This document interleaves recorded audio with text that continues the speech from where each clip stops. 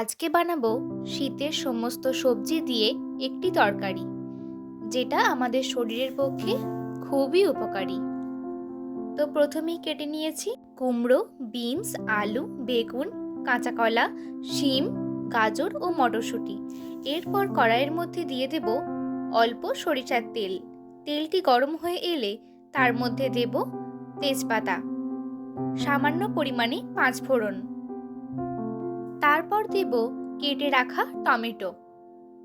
এগুলি দিয়ে খানিকক্ষণ নাড়াচাড়া করে তার মধ্যে দিয়ে দিচ্ছি দুটো কাঁচা লঙ্কা। তারপর কেটে রাখা সবজিগুলোকে একে একে দিয়ে দেব।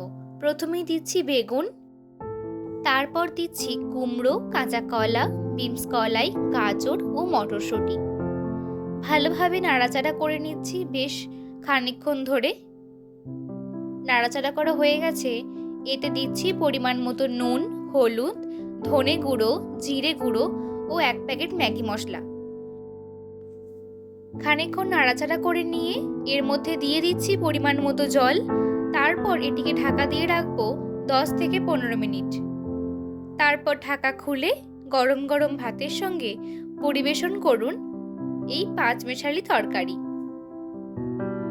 বাচ্চারা যারা সবজি খেতে ভালোবাসে না, তারাও এই তরকারি খুব উপভোগ করে খাবে। একবার বানিয়ে